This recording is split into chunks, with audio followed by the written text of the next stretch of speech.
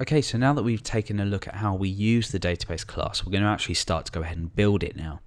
So I have two blank files here. One's database.php, that's within my classes directory, and I've got index.php, which we are going to instantiate the class and start to read data from our database, our MySQL database.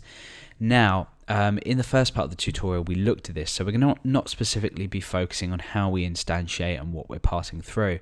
We're obviously going to be building this database class. So let's go ahead and crack straight on with the code. So the first thing to do is actually to create the class, and that's it. With class database and then these two curly brackets, we've created a valid class. Now inside, we're going to be needing, to give this some properties.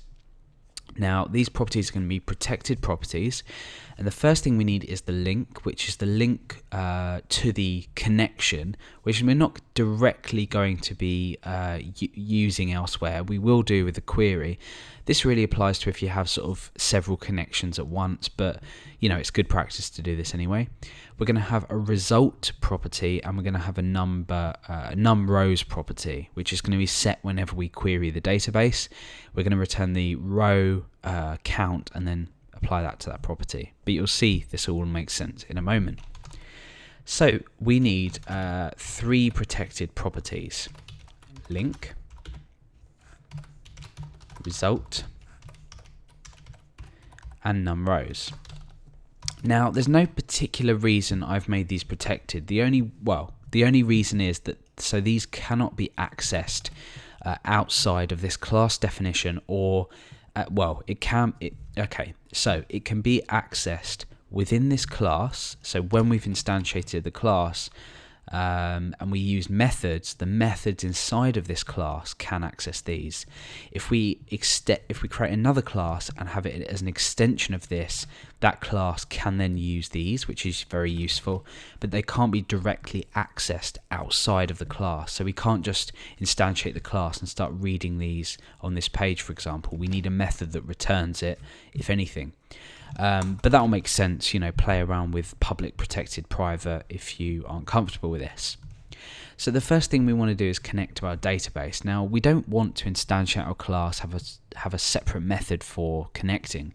We want to create a constructor method which allows us to pass in 4 parameters, which is the server, the username, the password, and the database when we create the class or when we instantiate the class.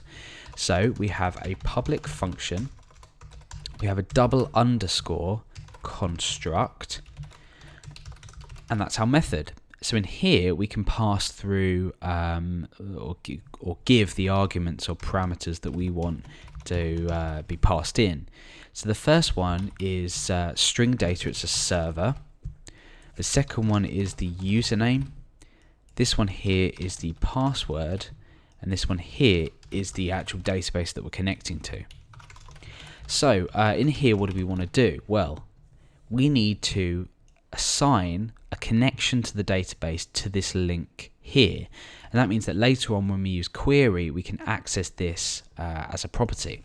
So I'm going to say this and a hyphen and a greater than sign. So we're accessing this underscore link, so we're accessing this property, and we're setting that value to the result from MySQL connect server username password.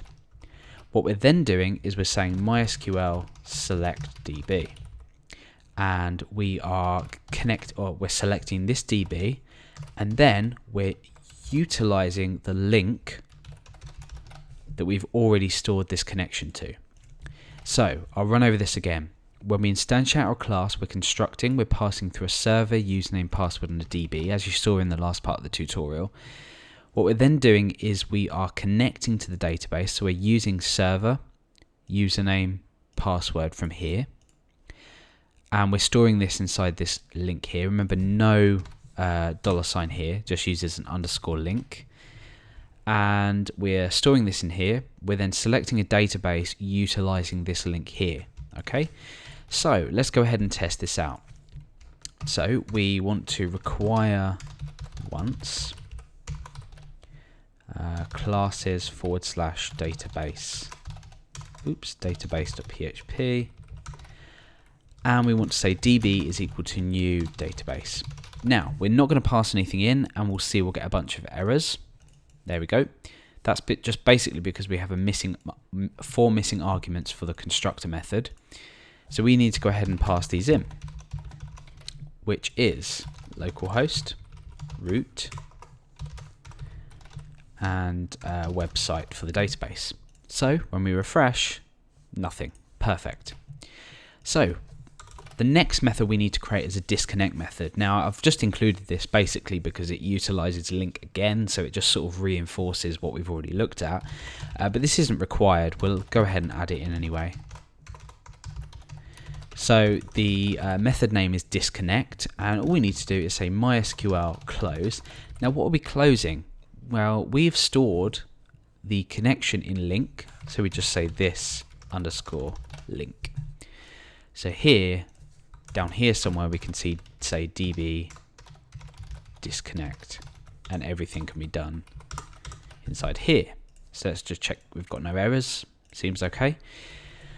Okay, so the next is the query. So this is the sort of meat of it, where we're actually passing through a string, which is an SQL query. We're querying the database, and then we're going to set the number of rows that are being returned into this property here. So the function is called query, and we want to pass in an SQL string. Sorry, not a colon on the end of there, brackets. So we're passing in an SQL, which is a string. Bear in mind, we're not looking at security from this point of view. Just to mention, we're not escaping anything. I just thought it'd get in the way of the tutorial. You could go ahead and create a sanitized method, something like that. But you know, bear in mind, this isn't sort of directly available, or immediately good to use. You'll need to include some kind of sanitization in here. So what we want to do, well, we want to query the database, which we would usually say MySQL query SQL. We're going to pass an additional parameter to here, which is this link, because we're utilizing the link that we've already created. Additionally, we're then going to store the result of this inside of result here, so later on we can sort of do things with it. So this result is equal to the result from, or returned from, or the resource returned from MySQL query. What we're then going to do is set the number of rows, so we can do this within the query, and I'll explain in just a moment why we do it here and not in a separate method, why we don't use the MySQL num rows in a separate method. So this underscore num rows is equal to MySQL num rows, and from this result. So we've stored the result from this query, and now we're setting the num rows from the return value of the MySQL num rows function from the result we've already stored this query into. So it's sort of like chaining down, really. Okay, so let's just tidy this up. Okay, so the reason that we use the num rows in here and then we create a separate method for the number of rows is because in our example we used the num rows method twice. We'd already queried the database, but we wanted to display or use the num rows twice. The first time we used num rows was to check if the number of rows didn't equal 0, so we could go ahead and loop. The second time we used it was to output the value onto the script, onto the browser, and tell the user how many articles had been returned. Now, if we had the MySQL num rows function inside of this, let me just create it, public function num rows.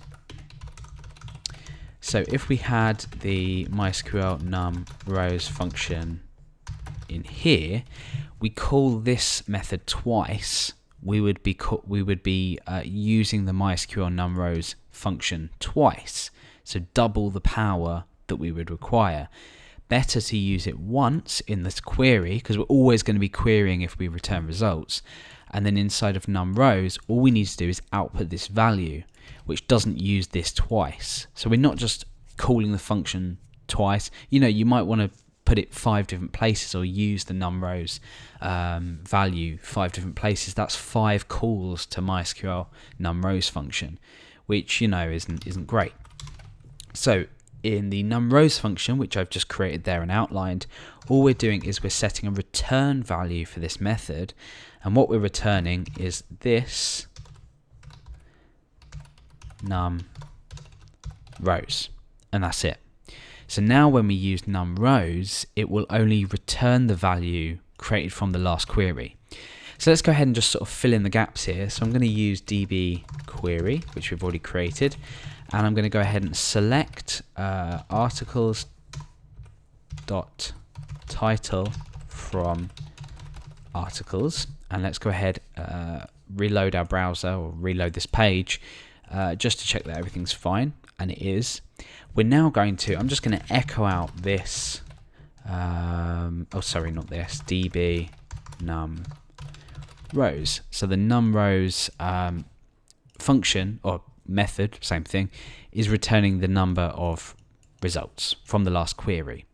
So if we were to then say, create another query here and say limit 5, the last query is this one, and therefore the number of rows is only 5. Okay, so that's something to bear in mind.